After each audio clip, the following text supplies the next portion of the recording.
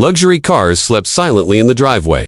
The lawn was trimmed with surgical precision. Inside the mansion, silk curtains filtered the early light. And outside, a garbage truck stopped. No one inside noticed. A short elderly woman stepped down from the truck. She wore an oversized reflective jacket, gloves too big for her hands, and a scarf wrapped tightly around her head. Her movements were slow, deliberate, invisible. This woman was Auntie May, according to the city's sanitation badge pinned to her chest.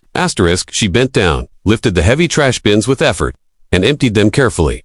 From the second floor window. Laura, the lady of the house, glanced down briefly. Her lips tightened. Honestly, she muttered, they could come later. The smell is unpleasant in the morning. She closed the curtains. She didn't notice the woman pause for a moment, steadying herself, breathing deeply, as if the weight she carried was more than just trash. Inside the mansion. Laura adjusted her silk robe and walked toward the kitchen.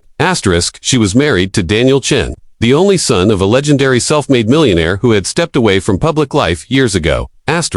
Daniel's father lived abroad now, or so Laura believed. The household staff moved quickly as Laura entered. Why is breakfast not ready? She asked sharply. The maid lowered her head. I'm sorry, madam. Excuses don't fill plates, Laura said coldly.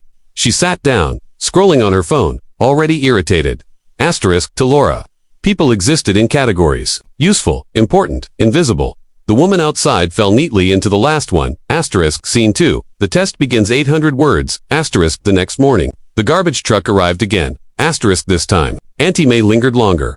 As she lifted the bins, her foot slipped slightly. The lid crashed to the ground. The noise echoed. Laura stormed out of the house. Can't you be careful? She snapped. This is a private residence. The woman bowed repeatedly. I'm sorry, ma'am. I'll clean it. Laura crossed her arms. People like you are always careless. The words hung in the air. The woman said nothing. She picked up the trash with bare hands. Laura watched for a second, then turned away. Satisfied. From the shadows of the gate, Daniel had seen everything. He frowned. Laura, was that necessary? He asked quietly later. She scoffed. I'm just saying the truth. Standards matter. Daniel didn't respond, but something sat heavily in his chest. That evening, Auntie May returned. Not with the truck, but on foot. She knocked softly at the gate. The guard hesitated. Yes, I was told I could ask for water, she said gently. It's very hot. The guard looked uncertain but allowed her in. Inside, Laura noticed immediately. Her eyes narrowed. Why is she here? The woman bowed again. I won't take long. Laura sighed dramatically and pointed toward the staff sink. Over there. Don't touch anything else. The woman drank slowly. Then she smiled. Thank you. Your home is beautiful. Laura didn't respond. When the woman turned to leave, she paused. You raised a good husband, she said softly. Laura laughed. I didn't raise him. I married him. The woman nodded, as if noting something important. Scene 3. The mask falls. 800 words a week passed. Each day, the garbage woman returned. Each day, Laura grew more irritated. The staff, however, had begun to notice something strange. The woman spoke kindly. She thanked them. She listened one afternoon. Laura discovered the woman sitting in the garden, helping the gardener tie up broken branches after a storm. Laura exploded. Who gave you permission to sit there? The woman stood slowly. I was just helping.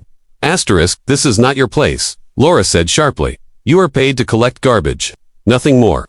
The gardener looked uncomfortable. Madam, enough. Laura snapped. The woman bowed. I understand. That evening, Daniel confronted his wife. You don't have to be cruel, he said. I'm not cruel, Laura replied. I'm realistic. Daniel looked at her for a long time. Do you know who my father was before he became rich? Laura rolled her eyes. Please, he's a legend, everyone knows. No, Daniel said quietly. No one really does. Laura waved him off. Scene for the truth that shook the house. 800 words. The following morning, the household was summoned to the living room. Laura arrived, annoyed. Daniel stood beside an elderly woman, dressed neatly now, hair uncovered, posture straight, eyes sharp. Laura froze. The woman looked different, familiar, impossible. Daniel spoke. This is my father. Silence crashed down. Laura's face drained of color. The woman smiled gently. I wanted to see the family my son built, she said. So I came as someone you would never try to impress. Laura's knees weakened. You're the garbage woman. The millionaire finished calmly. Yes, Laura stammered. I didn't know that was the point. The woman replied. She looked around the room. I didn't test your manners at a banquet. I tested your heart when you thought no one important was watching. Laura burst into tears. I can change. The woman nodded. Everyone can. But change begins with respect, especially for those who can give you nothing. She turned to the staff and bowed. Thank you for your kindness. Asterisk then to Laura. Asterisk my son is rich in money. She said, I hope he won't be poor in character. Laura lowered her head. That day, things changed. Not overnight, but truly. Asterisk and the garbage truck never came to the mansion. Again, asterisk because the lesson had already been collected. Final message for YouTube narration. She thought status defined worth. He believed character revealed everything. And when the disguise fell, it wasn't wealth that mattered most. It was how she treated someone, asterisk she thought, was invisible.